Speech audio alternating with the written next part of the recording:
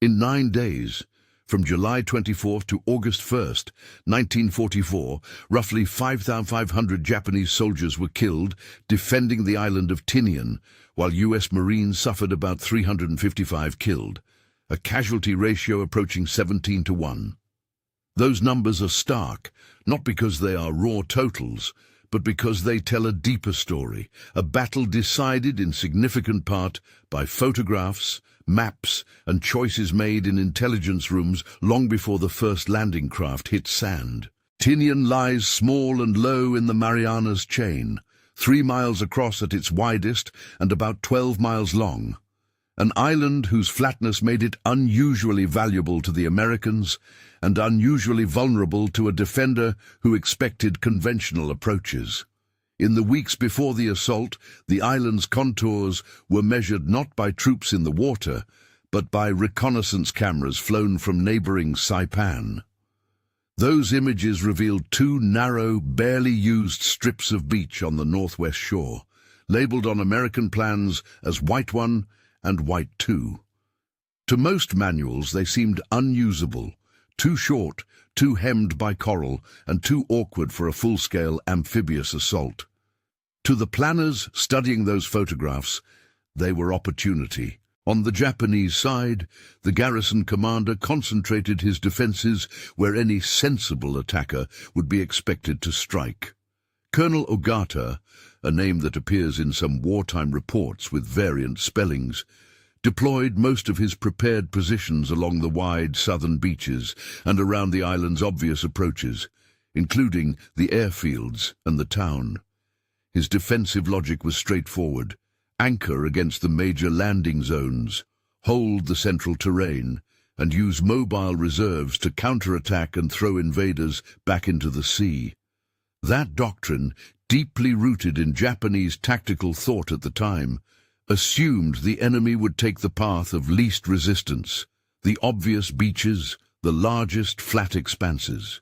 American planners were not content to play into that expectation.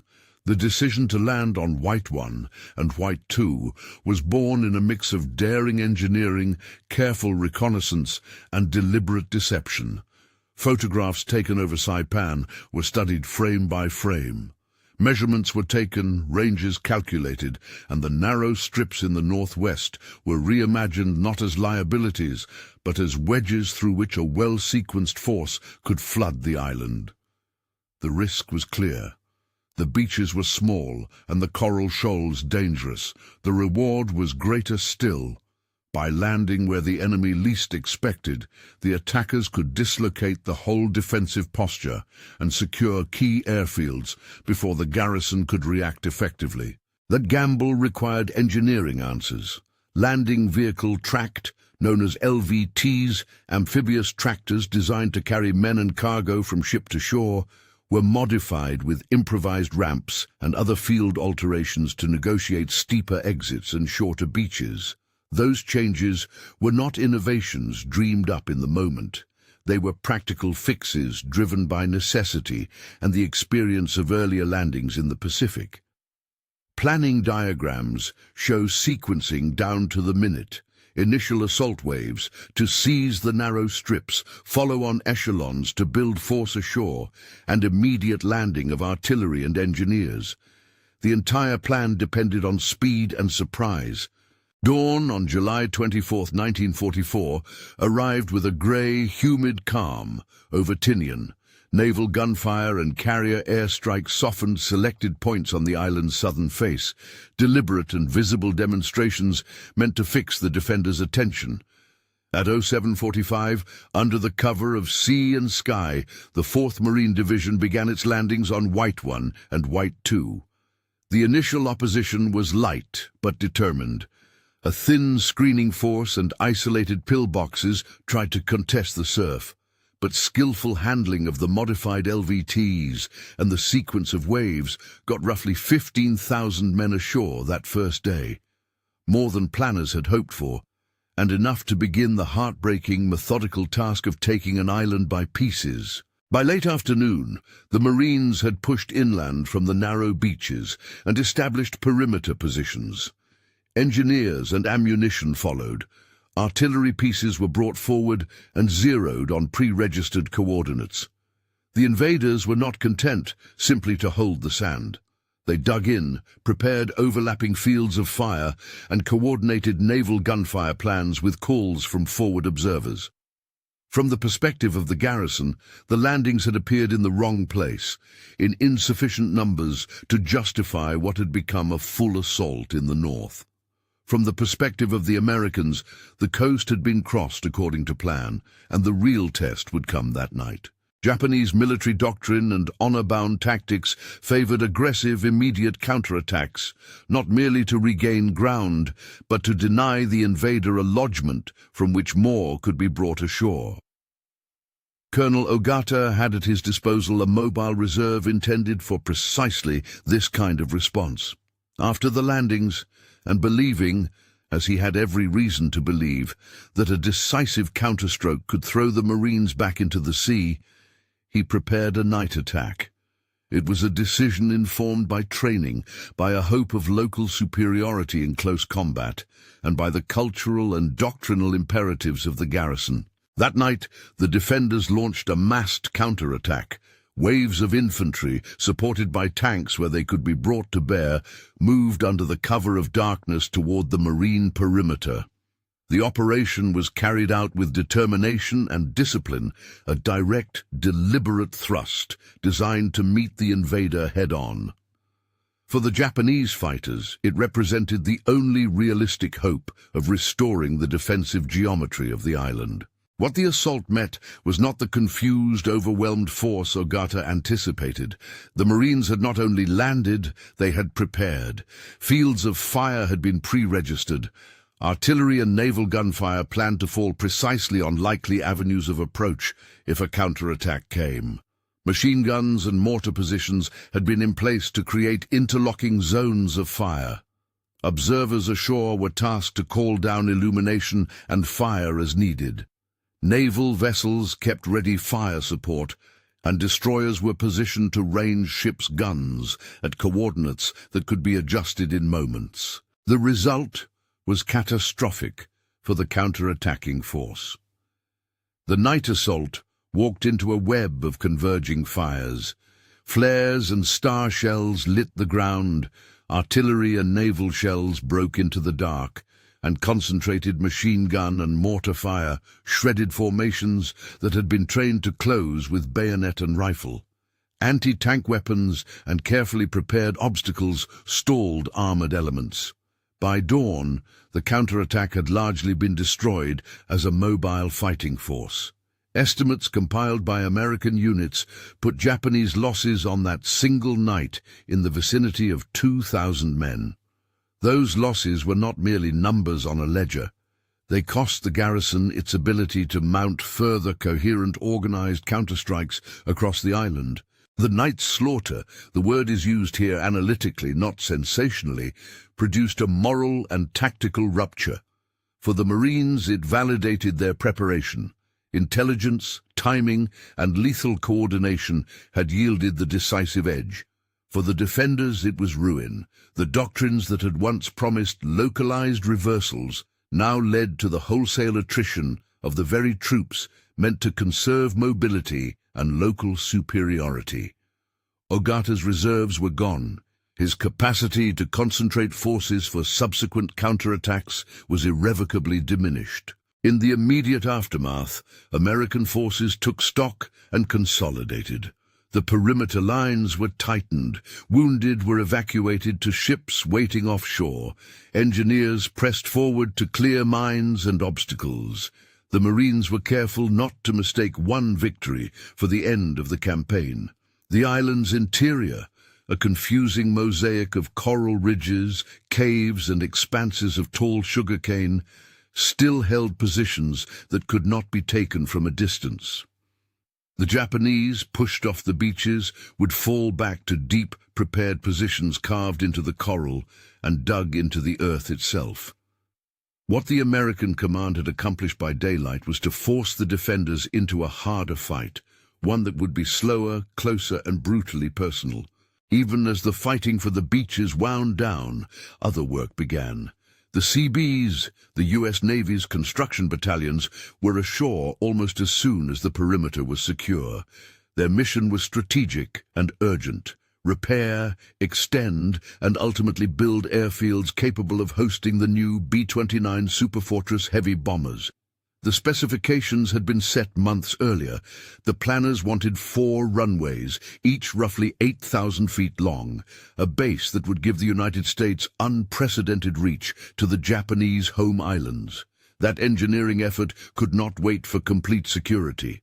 Bulldozers, graders, and construction crews worked under the threat of sniping and counterattack to transform broken airstrips and open ground into the foundations of North Field. What followed that first night raised questions that would be debated by historians and veterans alike. Why had a defensive gamble so faithfully following doctrine produced such devastation? The answer is layered. First, American intelligence and reconnaissance had forced the defenders to choose between rigidly prepared positions and flexible defense. Ogata chose to commit mobile reserves to a counterattack. When those reserves were annihilated, his options narrowed dramatically. Second, the attackers had the advantage of pre-registered fire coordinated between ships, artillery, and spotters. A level of fire control that, in the darkness, turned killing zones into traps. Third, the choice of landing sites created a strategic mismatch. By appearing where the Japanese least expected, the Americans dislocated the defenders' ability to mass forces in the interior in coordination with the southern defenses. The immediate human consequences deserve a sober accounting. Official records compiled in the months following the battle list Japanese deaths in the vicinity of 5,500 across the 9 days of combat, with about 355 Marines killed and approximately 1,550 Americans wounded. Roughly 250 Japanese were taken prisoner. Those figures vary slightly between sources, and historians continue to debate precise totals and classifications. Numbers alone cannot capture the full gravity of what occurred, but they do indicate the scale of imbalance that lends the battle its painful epithet: massacre. That label, used in the title of this examination, is applied analytically to describe the asymmetric attrition inflicted upon a defending force trapped between a surprise landing and a prepared curtain of fire, not as a moral verdict beyond the battlefield, but as a description of the outcome. The night's destruction altered the island's trajectory. With mobile reserves gone, the Japanese shifted to a defense in depth, withdrawing into caves, coral pinnacles, and constructed strongpoints that could not be dislodged by bombardment alone. The Marines, for their part, adjusted tactics. Isolated positions that might have been overrun in pitch darkness were reinforced, and teams were organized specifically for close-quarters clearing operations. The arrival of engineers and heavier equipment ashore meant that the fight would become a combined task of inflicting losses and securing ground while enabling the logistical backbone of sustained operations: supplies, ammunition, and the first steps toward airfield construction. On the American command side, the seizure of the beaches and the demonstrated ability to hold them bolstered confidence in the broader campaign plan for the Marianas. Fleet commanders and marine generals saw in Tinian an opportunity: secure the island, establish airfields, and use them as stepping stones for strategic bombing that would, in turn, place direct pressure on the Japanese homeland. Figures like Lieutenant General Holland M. Smith, commander of the amphibious operations, and Major General Clifton B. Cates of the 4th Marine Division would later be credited with executing the complex choreography that combined deception, assault, and follow-on operations. At sea, Admiral Raymond A. Spruance's 5th Fleet provided the heavy support that allowed precision naval gunfire to be called onto land targets with devastating effect. Yet those strategic calculations had consequences felt firsthand on the ground. The decision to land where the Japanese least expected was brilliant in its conception, but only because it led inexorably to the kind of grinding, attritional warfare that followed.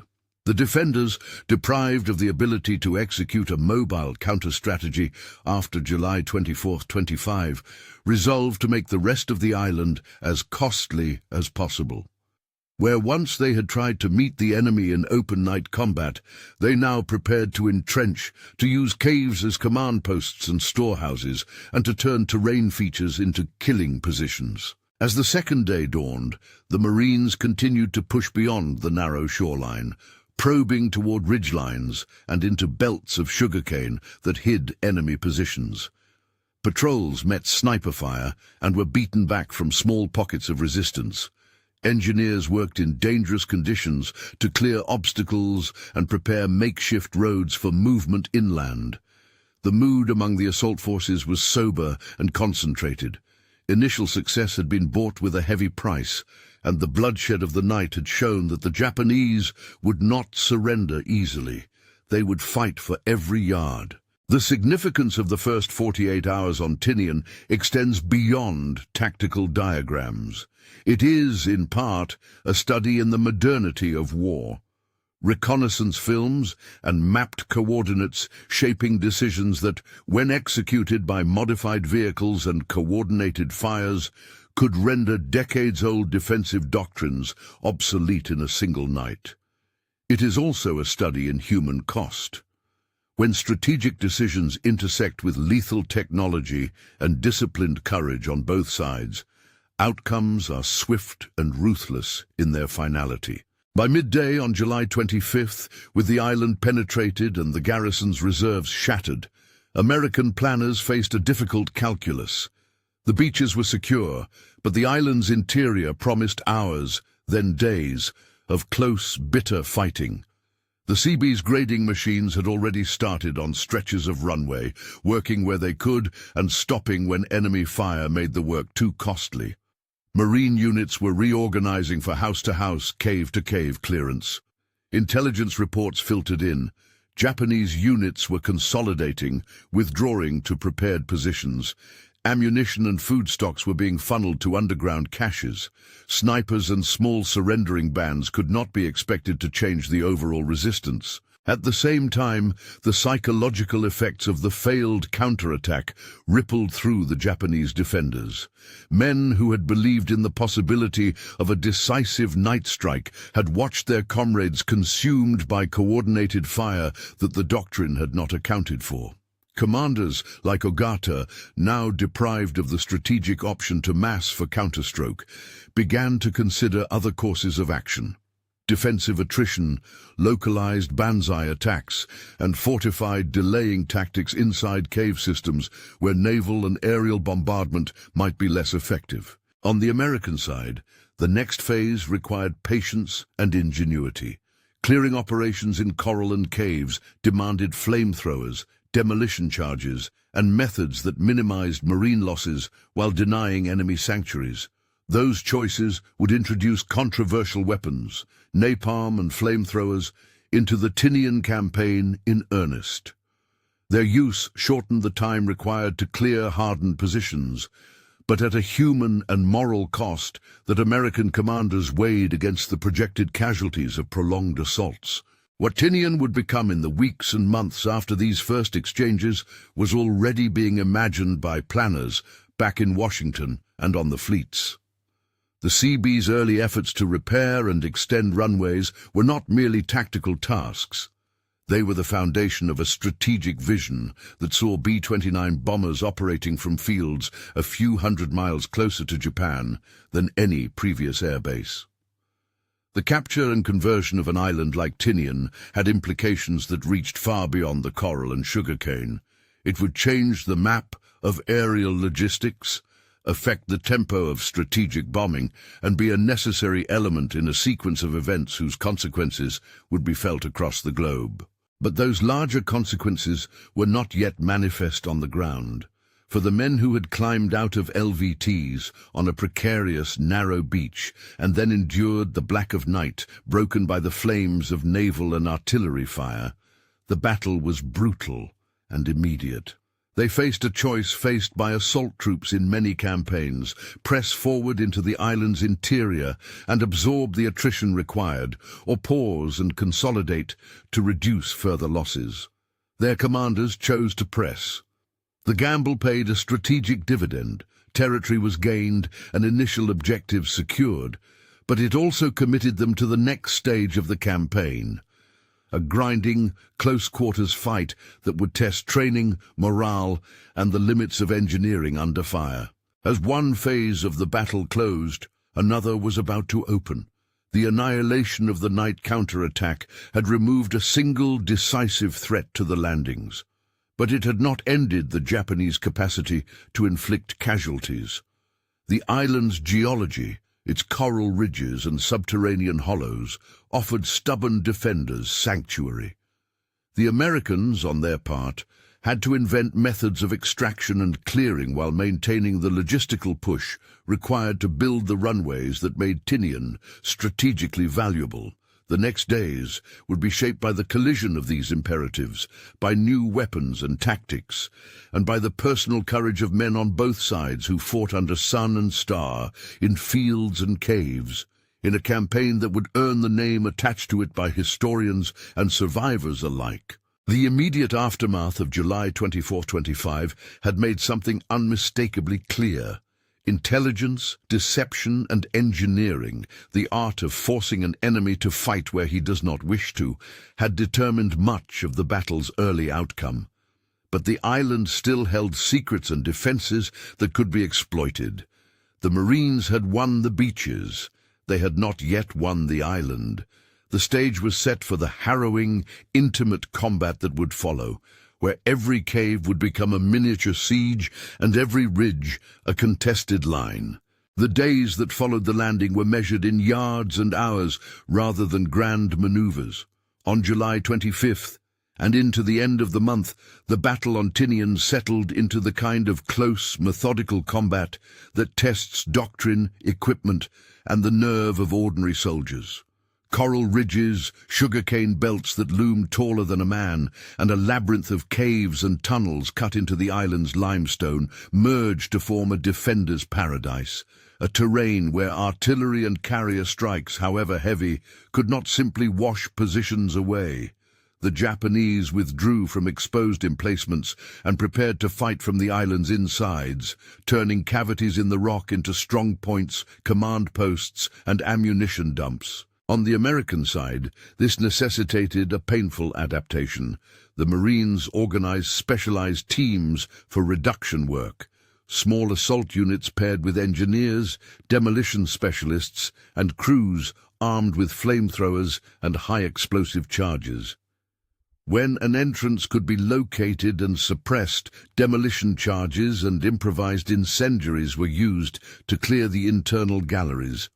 When positions were deeply buried or reached only by narrow shafts, napalm, the sticky, incendiary mixture that had been developed and fielded earlier in the Pacific, was introduced as a force multiplier alongside the older, more intimate weapon, the flamethrower. Those tools proved effective at denying caves and pillboxes their protective value, but their use also carried immediate moral weight and left an indelible impression on men who watched earth and stone consumed to remove a threat. Tactics were surgical and often brutal in their efficiency. Patrols would probe a ridge.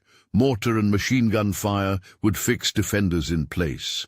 Observation posts would mark ventilation shafts and likely exits. Then, under the smoke and light of star shells, demolition teams would clear entrances or blast roof lines. In the open, sugarcane and scrub concealed sniper nests and machine gun pits that required careful, small unit clearing. The cost was real. During the 9-day campaign, American forces suffered roughly 355 killed and about 1,550 wounded. Figures that reflect the fierce personal nature of the fighting. Those numbers are part of the ledger. They are also a measure of the price paid to convert tactical success at the beach into operational control over the island. The Japanese defenders, deprived of the mobile reserves that might have allowed them to counter the invasion inland, increasingly relied on localized, fanatical resistance. Units that could no longer maneuver in mass reverted to holdout tactics, creating spiderwebs of mutually supporting positions within the coral and the caves. In some sectors, the fighting stopped being a battle between two armies and became a series of linked sieges, each cave a small theatre in which demolition charges, flamethrowers, and close-quarters assaults resolved the momentary contest. Commanders on both sides understood the rhythm. For the attackers, each cleared position shortened the supply lines for the engineers, and Seabees needed to move heavy machinery. For the defenders, every delay lengthened the time that America's air planners had to turn plans for the Marianas into reality. The Seabees remained a constant and conspicuous presence throughout this phase. Their crews, working equipment that ranged from bulldozers to graders and portable concrete plants, could not wait for the island to be entirely pacified. Runways and taxiways were a strategic imperative. Their construction had been specified long before the first LVT left the troop transports. Northfield's proposed layout, 4 runways each, roughly 8,000 feet long, required not only raw labor, but also an uninterrupted logistical flow of crushed coral, steel matting, and aviation fuel storage. Seabees worked often under the shadow of sniper fire and occasional counterattacks, pausing the heavy work only when the front threatened to overrun their positions. Their machines scarred and smoothed the landscape at the same time, trenches filled, drainage carved, and the first graded lengths of runway appearing as long, pale lines across the green. Behind the front lines, the coordination that had delivered victory at the beaches continued to play out, in quieter but essential ways. Forward observers and spotters maintained lines of communication with naval gunfire and the island's artillery. Medical teams improvised triage lines. Supply units kept the flow of ammunition and demolition charges moving into the teeth of the fight.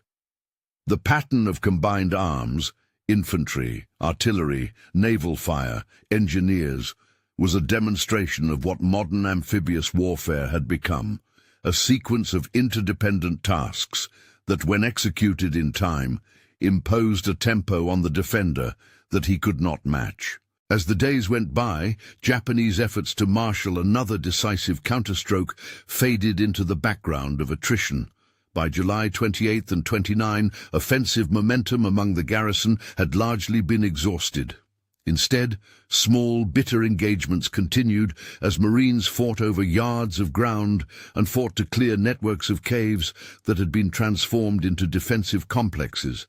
These operations demanded both inventiveness and patience. When a cave could not be forced from its entrance, when demolition and flamethrower teams had failed to produce a prompt result, Marines would employ satchel charges, explosively roof a position, or seal entrances and wait for the defenders inside to exhaust their supplies. These methods, effective in military terms, inevitably compounded the human toll. In this period, the figure of Colonel Kishi Ogata moved from the broad tactical gestures of the early defense toward a desperate local leadership.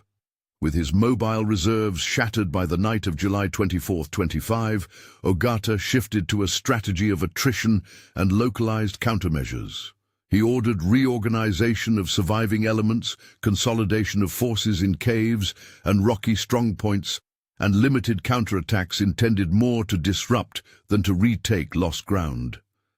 The effect was to prolong fighting and to deny the Americans the security of uncontested interior lines for as long as possible. By July 30th, the inexorable contraction of Japanese options became increasingly clear. Supply lines choked in the caves, communications were disrupted by continual American pressure, and small units were isolated. The defenders' tactical aim had changed from throwing the invader into the sea to inflicting maximum casualties for minimal costs of movement. It was against that background that Ogata chose, in the final days of July, to commit the kind of act that had long defined Japanese resistance in the Pacific, the Banzai Charge. Around July 31st, roughly estimated at several hundred men, many sources put the attacking force at approximately 600, made a concentrated, last-ditch assault intended to break through Marine lines, to strike at command echelons, and to seize what advantage might remain. The charge was a desperate, violent echo of earlier doctrine and a recognition that traditional defensive tools had been exhausted. The Banzai assault met with the same calibrated lethalities that had repulsed prior attempts to roll back the invasion. Pre-registered fires, machine gun belts, and close artillery support fractured the attack in short order. Ogata was killed in the fighting. His death marked not only the collapse of the garrison's centralized command, but also a symbolic endpoint for organized resistance on the island. By August 1st, Lieutenant General Holland M. Smith, whose orchestration of the amphibious operations had overseen deception and landing, formally declared Tinian secure. The declaration did not mean pockets of resistance vanished overnight. Sporadic fighting and isolated groups persisted for days, but the coordinated defense that had once posed a credible challenge to the invasion had been shattered. That tally of losses and the final compression of fighting produced the headline numbers historians cite. Official records compiled after the campaign list, roughly 5,500 Japanese killed during the 9-day battle, with about 355 U.S. Marines killed and approximately 1,550 Americans wounded. The number of prisoners taken was relatively small, near 250 by the same accounts. Those figures vary slightly across sources, and the fog of war leaves margins of uncertainty, but they consistently illustrate a profound imbalance. It is that imbalance, the attritional magnitude of Japanese dead compared to American casualties, that justifies, in analytical terms, the use of the word massacre in the title. The term is not meant as an emotive verdict, but as a clinical description of an uneven outcome produced by surprise, by overwhelming firepower, and by a defensive system trapped by circumstance and decision. The island's capture had consequences that reached far beyond the immediate tactical picture. Within days of consolidating the main beachhead, the Seabees accelerated their construction program. Using graded coral and compacted substrate, they extended and completed base facilities at Westfield and Ushi Point while laying out Northfield according to the designs made months earlier. The work was enormous in scale. Hundreds of men, a fleet of heavy graders and dozers, and supply movements that funneled steel, fuel, and construction material onto a small spit of land under the strain of tropical weather and intermittent enemy fire. The Seabees' achievement was not simply one of labor, but of timing. Runways of the length specified, approximately 8,000 feet, were essential to operate the new B-29 superfortress with full payload to reach the Japanese home islands. By late 1944, the Marianas had been transformed into an operational base for the intertwined Bomber Command. In the months following Tinian's capture, B-29 groups from the United States staged operations that for the first time allowed mass strategic bombing raids from bases within range of Japan. The operational chain that ran from the decision to land at White 1 and White 2 to the arrival of heavy bombers on newly paved runways was long and complicated, but it was unmistakable in its strategic impact. Northfield and the other Tinian bases would, within a year of the island's seizure, send forth missions that would change the logistical and psychological landscape of the Pacific War. It is in this larger chain that the most fraught and contested parts of Tinian's legacy sit. From the airfields of the Marianas came sorties that targeted industrial and urban centers on the Japanese home islands for months. On August 6 and August 9, 1945, aircraft, operating out of bases such as Northfield on Tinian, delivered atomic weapons to Hiroshima and Nagasaki. The Enola Gay and the Boxcar, often misspelled in some accounts as Boxcar, launched from Tinian on those missions. Those strikes, together with other military and diplomatic developments, preceded the Japanese surrender in August 1945.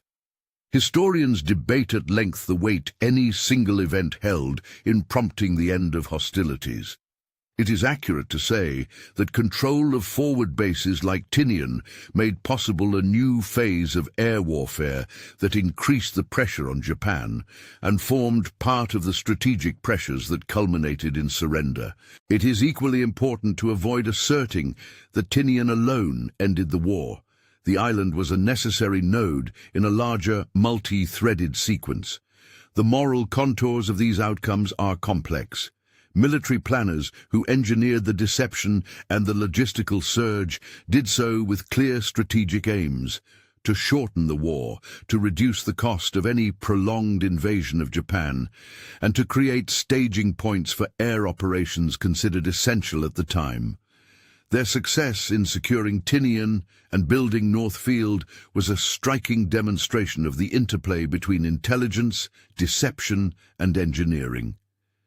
Yet those successes were also the prelude to decisions and operations whose human costs extended far beyond the 9 days of fighting on the island. The men who charged through surf, or who dug in the caves on Tinian, Japanese and American alike, were bound into a sequence of events whose ultimate consequences no single participant could fully foresee. The island itself afterward bore traces of both the battle and the effort to transform it into a strategic base. Runway pavements soon scarred the low landscape, accommodation blocks, fuel dumps, and assembly areas spread across coral flats. Seabees, who had labored amid combat conditions, left monuments to their work in the form of airfields that for a time symbolized the United States' extended reach in the Pacific. Today, the remains of those runways and the outline of White Beach 1 are visible from the air, and the quiet of modern Tinian, beaches reclaimed by tourist footsteps, jungle reclaiming disused stretches of concrete, belies for the casual observer the ferocity of a campaign condensed into 9 days. Reflection on Tinian returns inevitably to the interplay between planning and cost. The battle was, in significant ways, decided before many bullets were fired. Reconnaissance images, map readings, and engineering imagination selected a place to strike. Deception efforts fixed the defenders' attention elsewhere, and logistical choreography allowed a large force to be ashore in a single day.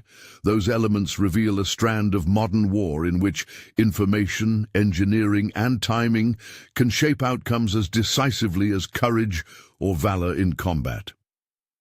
Yet that does not soften the human accounting. The official figures and the witnessed memory of survivors record a large number of lives lost in a compressed time. They leave a weight that historical analysis must acknowledge and honor. In the end, Tinian stands as a case study in operational art and moral complexity. It demonstrates how intelligence, the quiet work of reconnaissance photographers and staff officers, can force an enemy into a deadly geometry. It shows how engineering solutions can convert a risky plan into operational reality. It also reveals how doctrine, when met by overwhelming and coordinated firepower, can turn into ruinous sacrifice for those ordered to execute it. The island's capture delivered strategic gains that reshaped the air war in the Pacific. Yet those gains were bought with lives and with choices that echo through historical debate. For modern visitors and students of history, the physical traces on Tinian invite two simultaneous responses: admiration for the logistical and tactical skill the battle displayed, and solemn remembrance for the human suffering embedded in its statistics. White Beach 1 and North Field are both tourist vistas and historical markers. The graves and memorials scattered across the island are reminders that beneath every engineering feat and intelligence success lies a ledger of individual stories. The lessons of Tinian are not limited to the past. They speak to the power of information, of photographs and maps, to shape outcomes, to the ethical questions raised by weapons and tactics that solve problems at the cost of destruction, and to the duty of historians to present facts with nuance. When the title of this account invokes the word massacre, it does so to mark the scale and asymmetry of loss in those 9 days. Approximately 5,500 Japanese dead, compared to roughly 355 American fatalities. Those numbers, and the context that produced them, demand careful, respectful consideration rather than trite judgment. If this exploration has given you new perspective on how intelligence, deception, and engineering converged on a small island to alter the course of a campaign, share your thoughts below. Do you have family connections to the Pacific War? Or is there a related topic you'd like us to investigate next? If you value deep dive examinations of turning points in military history, consider subscribing for more episodes that pair tactical detail with broader context. Tinian's story resists easy moral tidy-ups. It is a story of planning executed with ruthless efficiency and of human beings, defenders trapped by doctrine and circumstance, attackers confronting the intimate horror of close fighting, who bore its consequences. To remember the 9 days of July 24th to August 1st, 1944, is to acknowledge both the craft by which wars are waged and the lives that such craft consumes.